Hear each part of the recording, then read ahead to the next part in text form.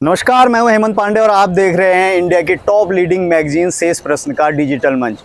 आज हम उत्तराखंड के कुमाऊं मंडल के बागेश्वर डिस्ट्रिक्ट में हैं और यहां पर उपचुनाव हैं, इसलिए हमारी पूरी टीम यहां पर आई हुई है। तो यहाँ पर इस समय मेरे साथ उत्तराखंड बीजेपी किसान मोर्चा के प्रदेश मंत्री डॉक्टर राजेंद्र परिहार मेरे साथ मौजूद हैं और हम इनसे जानेंगे कि आखिर जो सबसे पहले मिस्टर डॉक्टर राजेंद्र, आपका शेष प्रश्न पर स्वागत है।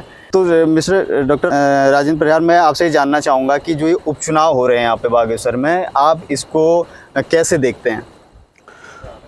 सबसे पहले तो मैं आपके चैनल का और आपकी मैगजीन के इस डिजिटल मंच का बहुत बहुत यहाँ पर स्वागत करता हूँ। और आप इतनी दूर से आए हैं, आप हमारे इस बागेश्वर में, आपका बहुत बहुत यहाँ पर स्वागत है। और जैसा कि आप हम बागेश्वर की जनता या बागेश्वर की भारतीय जनता पार्टी, दुर्भाग्य से हमारे माननीय मंत्री जो कि लोकप्रिय बहुत हमारे यहाँ के विधायक थे, 4 बार विधायक बने, उनकी असमय यहाँ पर उनका निधन हो गया।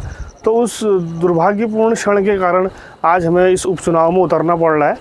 तो लेकिन जैसा कि आप जानते हैं, भारतीय जनता पार्टी हमेशा, चाहे कभी भी हो, किसी भी 12 महीने, सालों, पूरे हफ्ते, दिन भर, साल के 365 दिन चुनाव के लिए तैयार रहती है। अपना संगठन इतना मजबूत है, राष्ट्रीय स्तर से लेकर बूथ स्तर तक, तो हमारे कार्यकर्ता हर परिस्थिति के लिए तैयार रहते हैं। तो जो उपचुनाव की यह घड़ी हमारे बीच में आई है, इसमें हमारी पूरी तैयारी है। और माननीय चंदन राम दास जी का जो काम था इस बागेश्वर जनपद के लिए और इस पूरे उत्तराखंड प्रदेश के लिए, तो उस काम के बल पे आज हम यहाँ पर इस चुनाव को, जो हमारी उम्मीदवार है माननीय दास जी की धर्मपत्नी श्रीमती पार्वती दास जी, भारी बहुमत से हम इसको जीतने जा रहे हैं यहाँ पर। डॉक्टर राजेंद्र परिहार, जैसे कि देखा जा रहा है कि कांग्रेस की तरफ से भी एक मजबूत उम्मीदवार, कांग्रेस का कहना है कि इस बार हमने मैदान में उतारा है, क्योंकि वो लंबे समय से बागेश्वर विधानसभा सीट को जीत नहीं पा रहे थे। और उन्होंने जो इस बार अपने कैंडिडेट को लिया है, वो किसी दूसरी पार्टी से उठाया है। मतलब वो पहले आम आदमी पार्टी में थे बसंत कुमार, फिर उन्होंने कांग्रेस ने उनको ले लिया। तो क्या उन्होंने आपके सामने किसी बड़े खिलाड़ी को खड़ा करने की कोशिश की है? एक इस प्रकार का माहौल, या हम कहें कि अफवाह कांग्रेस के द्वारा बनाई जा रही है कि वो बड़ा कैंडिडेट है या उनका जो प्रत्याशी है भारी भरकम है, ऐसा नहीं है।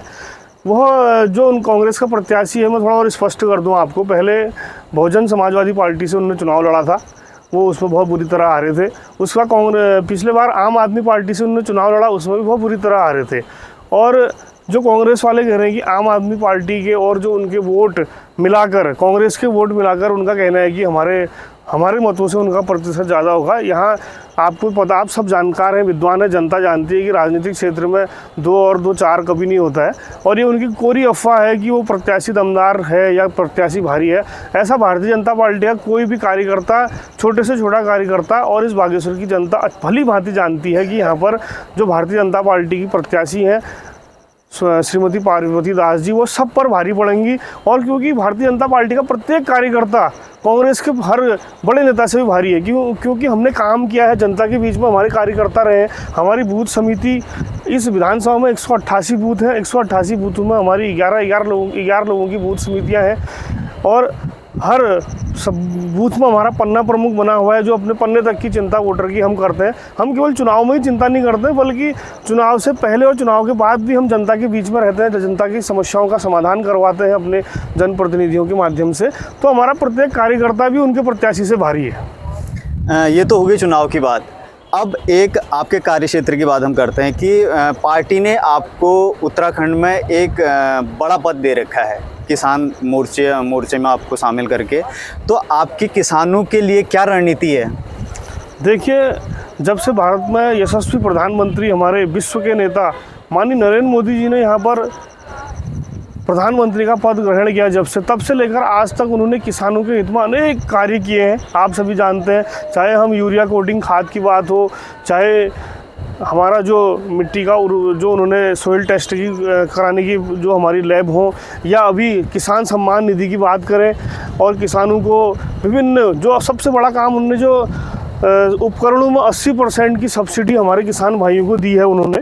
हम देखते हैं कि आज हमारा पहाड़ का किसान भी, आप कभी अगर हमें आप दिन के समय मिलेंगे हम, और जुताई और बुआई के समय अगर आप हमें मिलेंगे तो हम आपको दिखाएंगे कि कैसे छोटे छोटे पावर वीडरों के माध्यम से पहाड़ों में भी खेती होना शुरू हो गया है। और जो एडवांस टेक्नोलॉजी के जो कृषि उपकरण हैं यहाँ पर बहुत अधिक मात्रा में लोगों ने कृषि विभाग के माध्यम से और हमारे माननीय यशस्वी प्रधानमंत्री नरेंद्र मोदी जी की जो योजना है उसके माध्यम से 80% की सब्सिडी में उन्होंने ली है, और बहुत उन्नत प्रकार की खेती हमारे लोग यहाँ पर कर रहे हैं। जैसे कि उत्तराखंड कृषि के क्षेत्र में एक टिपिकल परिप्रेक्ष्य है किसानों के लिए, यहाँ पर खेती करना बहुत आसान नहीं है प्लेन्स के मुकाबले। तो उसके लिए क्या कोई रणनीति है पार्टी की तरफ से, या आप एक युवा कार्यकर्ता हैं पार्टी की ओर से, तो आपने कुछ ऐसा सोचा है? क्योंकि आप डॉक्टरेट भी हैं, तो ऐसा नहीं कि आपके पास ज्ञान की कमी है, तो क्या ऐसा कोई सोचा है या कुछ ऐसे आपको टेक्नोलॉजी दिख रही है फ्यूचर में कि जिनको यहाँ पे लाया जाए और उससे किसानों का भला हो सके? देखिए, आपने कहा कि हमारे पहाड़ों में टिपिकल जो खेती है इसके दो पहलू हैं। अगर हम भौगोलिक दृष्टि से देखें और थोड़ा मौसम के लिहाज से देखें तो हम इसको सकारात्मक दिशा में अगर सोचें तो हम देखते हैं कि यहाँ की परिस्थितियाँ हमारे लिए बहुत सकारात्मक हैं, ऐसा नहीं कि टिपिकल है। आज हमारे पास एक बहुत बड़ा पर्यावरण का जो वातावरण है, बहुत सुंदर वातावरण हमारे पास है। ऐसा बहुत कम लोगों को मिलता है, क्योंकि आप हमारा जो अधिकांश क्षेत्र है उच्च हिमालयी क्षेत्र है, और उसमें हमारे वहाँ अभी बागेश्वर ज़िले की अगर मैं बात करूँ, हम उन्नत बागवानी का इतना यहाँ पर स्कोप अभी बहुत अधिक बढ़ गया है। हमारे वहाँ कीवी एक ऐसा फल है जो कि पहले न्यूजीलैंड में होता था, आज पूरे उत्तराखंड में, बल्कि उत्तराखंड से बाहर दिल्ली और विदेशों में भी हमारे वहाँ के कीवी की सप्लाई हो रही है, हमारे सामा क्षेत्र में लगने वाले। और यहाँ की सब्जियाँ, यहाँ की दालें, यहाँ का मडुआ, हमारे यहाँ का चावल और गेहूं में तो हमारा क्षेत्र पूरा बहुत अधिक संपन्न क्षेत्र है। अपने लिए आत्मनिर्भर है किसान यहाँ के, कि अपने खाने के लिए स्वयं उगा लेते हैं। और दूसरा, अभी हमारे पिछले महीने हमारा यहाँ पर बहुत जो ये सामने दिख रहा है हमारा 7 रकबे का क्षेत्र है, इधर अभी अंधेरे में हमें नज़र नहीं आ रहा, लेकिन तो वहाँ भी लोगों ने यहाँ पर सेब की बागवानी की है, और इतने उन्नत प्रकार के सेब यहाँ पर लगे हैं, बहुत बड़े और रसदार सेब, जो कि अगर परसों हमारे कृषि अधिकारियों और जो अन्य प्रतिनिधियों ने भी यहाँ पर दौरा किया था, तो लगभग 1 करोड़ से अधिक सेब की उन्होंने वैल्यू आंकी है, कीमत आंकी है। तो ऐसा नहीं है कि टिपिकल नहीं है, थोड़ा सकारात्मक दिशा में प्रयास करने की आवश्यकता है, थोड़ा मेहनत करने की आवश्यकता है। बहुत अच्छा हमारे यहाँ काश्तकार काम कर रहे हैं। स्ट्रॉबेरी का यहाँ पर उत्पादन हो रहा है, यहाँ पर सेबों का उत्पादन हो रहा है, कीवी का उत्पादन हो रहा है, जड़ी बूटियों का उत्पादन हमारे उच्च हिमालयी क्षेत्रों में बहुत बेहतर तरीके से हो रहा है। क्या एक जो किसान पहले से किसानी कर रहे हैं वो, और एक जो दूसरे अभी युवा हैं, वो भी मैंने देख रहा हूँ कि बागवानी के क्षेत्र में हो या किसानी के क्षेत्र में, वो अपने कदम को रख रहे हैं, वो रिसर्च कर रहे हैं सोशल मीडिया पे या कहीं बाहर से, वो कुछ ऐसे चीज़ों को देख रहे हैं कि हम इसको उगा सकते हैं या हम इसको और आगे बढ़ा सकते हैं। तो क्या आपसे युवा वर्ग संपर्क करता है कि किसी विषय को लेकर कि हमें उस पर काम करना है, मुद्दे पे काम करना है? जी बिल्कुल, एक समय ऐसा था कि हमारा पूरी आर्थिकी थी, या कहें कि जीवनचर्या का पूरी जो माध्यम था कृषि थी। उसके बाद थोड़ा सा बदलाव आया था बीच में कि लोगों ने अपनी खेती बाड़ी करना छोड़ दिया था, लोग नौकरी की तरफ भागते थे। लेकिन लॉकडाउन के बाद जब से ये कोरोना का काल आया, लोगों की मानसिकता बदली है। जो लोग बाहर चले गए थे उनका रिवर्स पलायन यहाँ पर हुआ, जिसमें हमारी सरकार की बहुत बड़ी भूमिका है, उत्तराखंड की भाजपा सरकार की। उन्होंने बहुत अच्छा यहाँ पर युवाओं के लिए अवसर उपलब्ध कराए सरकार ने।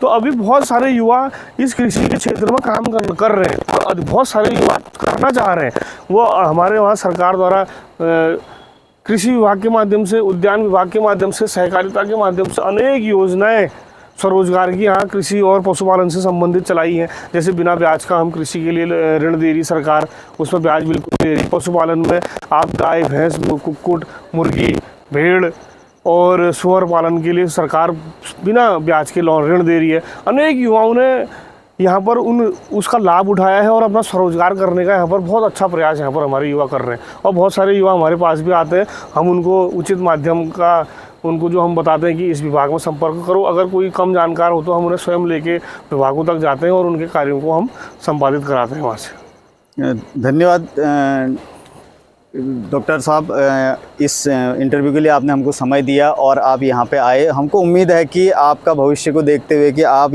उत्तराखंड के युवाओं को किसानी के लिए जगाएंगे या उनकी मदद करेंगे। और धन्यवाद आपका बहुत बहुत। बहुत बहुत धन्यवाद आपका। आप लोग यहाँ पर आए, आपने हमें यहाँ पर सुना और हमारी बात आप निश्चित रूप से बागेश्वर की जनता तक भी पहुँचाएंगे। और हम आपके माध्यम से भी अपील करना चाहेंगे कि इस विधानसभा के विकास के लिए, इस ज़िले के विकास के लिए, इस देश के, इस प्रदेश के सम्मान और हमारे देश के अभिमान के लिए आप भारतीय जनता पार्टी को, हमारी जनता यहाँ से भारी मतों से जिताएगी। और आप लोग इतनी दूर से हमारे इस ज़िले में आए हैं, हमारी विधानसभा में आए हैं, आपका बहुत बहुत आभार, बहुत बहुत धन्यवाद।